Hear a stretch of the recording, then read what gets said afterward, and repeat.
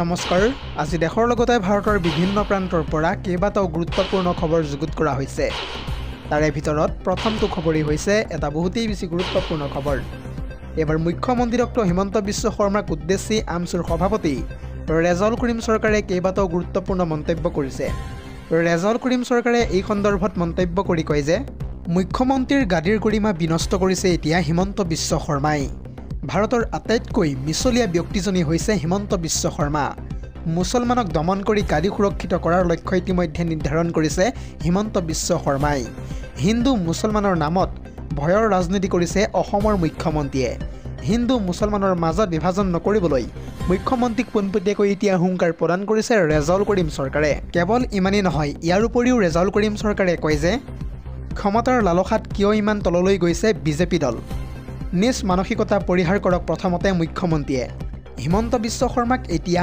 অসমৰ মানুহে বিশ্বাস নকৰা হৈছে মুখ্যমন্ত্ৰীৰ গাদীৰ গৰিমা লাহে লাহে বিনষ্ট কৰিবলৈ ধৰিছে হিমন্ত বিশ্ব শৰ্মাই এনেদৰে এতিয়া মুখ্যমন্ত্ৰী হিমন্ত বিশ্ব শৰ্মাৰ সন্দৰ্ভত আক্ৰমণাত্মক মন্তব্য কৰিছে আমছুৰ সভাপতি ৰেজাউল কৰিম চৰকাৰে পৰৱৰ্তী খবৰটো হৈছে আন এটা বহুতেই বেছি গুৰুত্বপূৰ্ণ খবৰ ২৬ৰ বিধানসভা নিৰ্বাচনক লৈ এবাৰ ডাঙৰ মন্তব্য কৰিছে হিমন্ত বিশ্ব শৰ্মাই হিমন্ত বিশ্ব শৰ্মাই এই সন্দৰ্ভত মন্তব্য কৰি কয় যে ২৬ৰ নিৰ্বাচনত প্ৰায় ১২৬টা সমষ্টিতে প্ৰাৰ্থী প্ৰক্ষেপ কৰিব বিজেপিয়ে আৰু তাৰ সমান্তৰালকৈ ২২টা সমষ্টিত আমি জয় লাভ নকৰোঁ বুলি এতিয়া মন্তব্য কৰিছে মুখ্যমন্ত্ৰীগৰাকীয়ে কেৱল ইমানেই নহয় ৰাইজে যাক ভাল পায় তাকেই দিয়া হ'ব এইবাৰ বিজেপিৰ তৰফৰ পৰা টিকট মুঠতে যি কি নহওক ১০৩টাকৈ সমষ্টিতে এইবাৰ যুঁজ দিয়া হ'ব কিন্তু ২২টা সমষ্টিত আমি জিকিব একেবাৰেই নোৱাৰিম এনেদৰে এতিয়া কিছু মুহূৰ্তৰ পূৰ্বে মন্তব্য কৰিছে হিমন্ত বিশ্ব শৰ্মাই পৰৱৰ্তী খবৰটো হৈছে আন এটা বহুতেই বেছি গুৰুত্বপূৰ্ণ খবৰ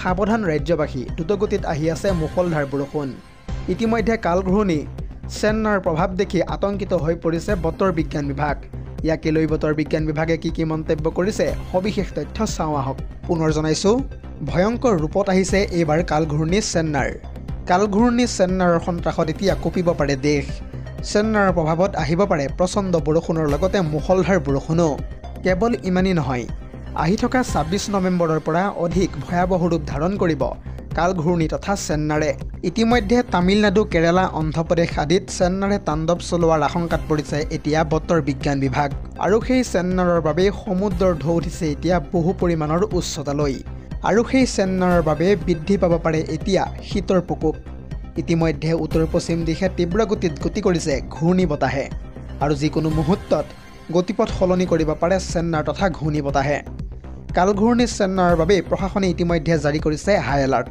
এটা বিগ ব্ৰেকিং নিউজ জনাই আছে মুহূৰ্তত মাছ ধৰা নাও চলোৱা আদিত বিশেষভাৱে নিষেধাজ্ঞা জাৰি কৰিছে প্ৰশাসনে সষ্টম হৈ আছে ইয়াৰ উপৰিও উদ্ধাৰকাৰীৰ দল আন্দামান আৰু নিকোবৰ দ্বীপপুঞ্জত সৃষ্টি হোৱা ঘূৰ্ণী বতাহৰ বাবে এলাৰ্ট জাৰি কৰিছে ইতিমধ্যে IMDৰ তৰফৰ পৰা পৰৱৰ্তী খবৰটো হৈছে আন এটা বহুতেই বেছি গুৰুত্বপূৰ্ণ খবৰ অসম জাতীয় পৰিষদৰ সভাপতি তথা লুৰিণজ্যোতি গগৈয়ে পুৱাই হিমন্ত বিশ্ব শৰ্মাৰ সন্দৰ্ভত কেইবাটাও গুৰুত্বপূৰ্ণ মন্তব্য কৰিছে লুৰিণজ্যোতি গগৈয়ে এই সন্দৰ্ভত মন্তব্য কৰি কয় যে জুবিন গাৰ্গৰ দৰ্শনে আগন্তুক ২৬ৰ নিৰ্বাচনত উৎখাত কৰিব বিজেপিক এনেদৰে এতিয়া হুংকাৰ প্ৰদান কৰিছে অসম জাতীয় পৰিষদৰ সভাপতি লুৰিণজ্যোতি গগৈয়ে যিহেতু এতিয়া বিজেপিৰ একমাত্ৰ অস্ত্ৰ হৈছে সাম্প্ৰদায়িক মেৰুকৰণৰ ৰাজনীতি আৰু তাৰে পৰিপ্ৰেক্ষিতত হিন্দু মুছলমানৰ ৰাজনীতি কৰিছে এতিয়া এইখন বিজেপি চৰকাৰে আৰু সেই হিন্দু মুছলমানৰ ৰাজনীতিয়ে হৈছে বিজেপিৰ শেষ আশ্ৰয়স্থল অসমৰ ৰাইজে এতিয়া সাম্প্ৰদায়িক মেৰুকৰণৰ ৰাজনীতিক স্থান ভুলতো নিদিয়ে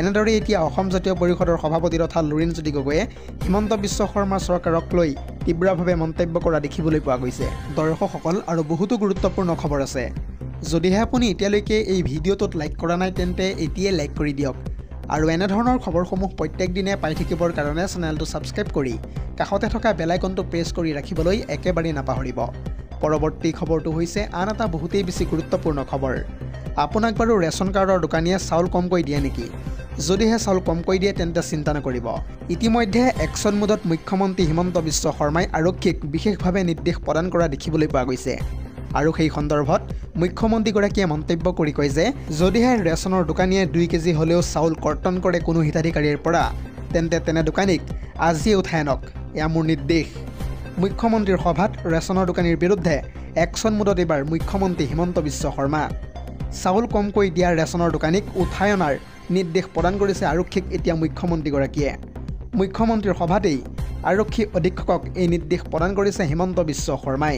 প্ৰাপ্য চাউলতকৈ কম চাউল দিয়া বুলি মুখ্যমন্ত্ৰীক এগৰাকী মহিলাই অভিযোগ দাঙি ধৰিছিল আৰু সেই মহিলাগৰাকীৰ অভিযোগৰ পিছতে ৰাজ্যৰ সকলো ৰেচনৰ দোকানীৰ সন্দৰ্ভত আৰক্ষীয়ে ডাঙৰ সিদ্ধান্ত গ্ৰহণ কৰিবলৈ নিৰ্দেশ প্ৰদান কৰিছে হিমন্ত বিশ্ব শৰ্মাই। পৰৱৰ্তী খবৰটো হৈছে আন এটা বহুতেই বেছি গুৰুত্বপূৰ্ণ খবৰ।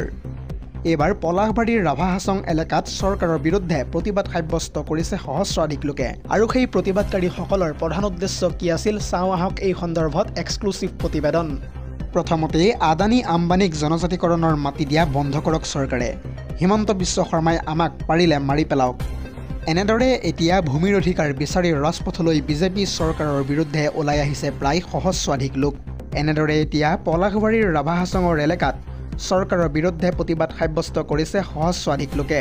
আমি জানিব পৰা মতে 1500 একৰ সেউজীয়া ভূমিত ছেটেলাইট টাউনশ্বিপ নিৰ্মাণ কৰাক লৈ সাব্যস্ত কৰা হৈছে উত্তাল প্ৰতিবাদ। ভূমিপুত্ৰসকলক একথা পাঁচলেচাকৈ মাটি দিয়া সিদ্ধান্তত এনেদৰে প্ৰতিক্ৰিয়া ব্যক্ত কৰিছে ৰাভা হাছঙৰ লোকসকলে। হাতে হাতে বেনাৰ পোষ্টাৰ লৈ চৰকাৰৰ বিৰুদ্ধে সাব্যস্ত কৰিছে উত্তাল প্ৰতিবাদ। পৰৱৰ্তী খবৰটো হৈছে আন এটা বহুতেই বেছি গুৰুত্বপূৰ্ণ খবৰ। ভোটাৰ তালিকাত নতুনকৈ হিতাধিকাৰীৰ নাম অন্তৰ্ভুক্তি কৰাৰ বাবে কি কি নথিপত্ৰৰ প্ৰয়োজন হ'ব আপুনি হয়তো নাজানে, আৰু যদিহে নাজানে তেন্তে চাওক এই আমাৰ এক্সক্লুচিভ প্ৰতিবেদন। পুনৰ জনাইছোঁ, ঘৰে ঘৰে এতিয়া যাবলৈ আৰম্ভ কৰিছে বুথ লেভেলৰ অফিচাৰ। আপোনাৰ যদি 18 বছৰ হৈছে তেন্তে আপুনি ভোটাৰ তালিকাত নাম অন্তৰ্ভুক্তি কৰাৰ বাবে সাজু হওক। আপোনাৰ নাম কণ্টিনিউ কৰি ৰাখিবলৈ ইয়াৰ উপৰিও কি কি কৰিব লাগিব এই সন্দৰ্ভতো আমি জনাই যাম সবিশেষ। ভোটাৰ তালিকাত নাম বিভ্ৰান্তিৰ শুধৰণিৰ কাম ইতিমধ্যে আৰম্ভ হৈছে। ইয়াৰ উপৰিও স্থানান্তৰিতৰ কামো আৰম্ভ হৈ পৰিছে আৰু তাৰ সমান্তৰালকৈ ভুৱা ব্যক্তিৰ নাম কৰ্তন, মৃত ব্যক্তিৰ নাম কৰ্তন কৰাৰ কামো ইতিমধ্যে আৰম্ভ হ'বলৈ ধৰিছে। আপোনাৰ সন্তানৰ যদি 18 বছৰ হৈছে তেন্তে এইবাৰ নাম অন্তৰ্ভুক্তি কৰিব পাৰিব আপুনি ভোটাৰ তালিকাত। কি কি নথিপত্ৰ লাগিব চাই লওক আৰু সাজু কৰক আপুনি এইসমূহ নথিপত্ৰ। BLOৱে দিব প্ৰথমতে আপোনাক এখন 6 নম্বৰৰ ফৰ্ম। আপুনি সেই ফৰ্মখন শুদ্ধকৈ সম্পূৰ্ণ কৰিব লাগিব। লগতে জন্মৰ প্ৰমাণপত্ৰ অৰ্থাৎ বাৰ্থ চাৰ্টিফিকেটৰ জেৰক্স কপিও প্ৰয়োজন হ'ব। ইয়াৰ লগতে স্থায়ী ঠিকনাৰ প্ৰমাণপত্ৰ আৰু অভিভাৱকৰ ভোটাৰ কাৰ্ডৰ ভেৰিফিকেশ্যন আৰু আপোনাৰ পাছপোৰ্ট সাইজৰ ফটো, এই সকলোবোৰ নথি ফৰ্ম 6ৰ লগত একেলগে গাঁঠি দিব লাগিব। কেৱল ইমানেই নহয়, ডি ভোটাৰৰ ক্ষেত্ৰতো ইতিমধ্যে লোৱা হৈছে নতুন পদক্ষেপ।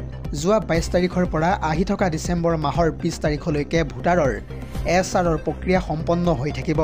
কিবা দাবী ওজৰ আপত্তি যদিহে আপোনাৰ আছে সেইখিনি সময়তে আপুনি BLOক দিব লাগিব। নিৰ্বাচনৰ পূৰ্বে ভোটাৰ তালিকা পুনৰীক্ষণৰ বাবে বিশেষ নিৰ্বাচন আয়োগে ইতিমধ্যে ডাঙৰ সিদ্ধান্ত গ্ৰহণ কৰা দেখিবলৈ পোৱা গৈছে। লগতে ডিচেম্বৰ মাহৰ 27 তাৰিখে প্ৰকাশ পাব এখন খচৰা ভোটাৰ তালিকা।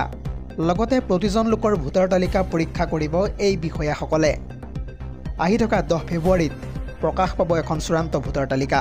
মুঠতে এইবাৰ যোগ্য নাগৰিকৰ নাম ভোটাৰ তালিকাত অন্তৰ্ভুক্ত কৰা হ'ব।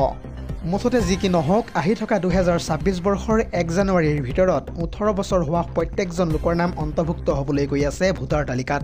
কেৱল ইমানেই নহয়, অসমলৈ কৰ্মসূত্ৰে অহা বহিৰাজ্যৰ লোকসকলেও লাভ কৰিব এইবাৰ ভোটাধিকাৰৰ অধিকাৰ। News desk report, ZD news.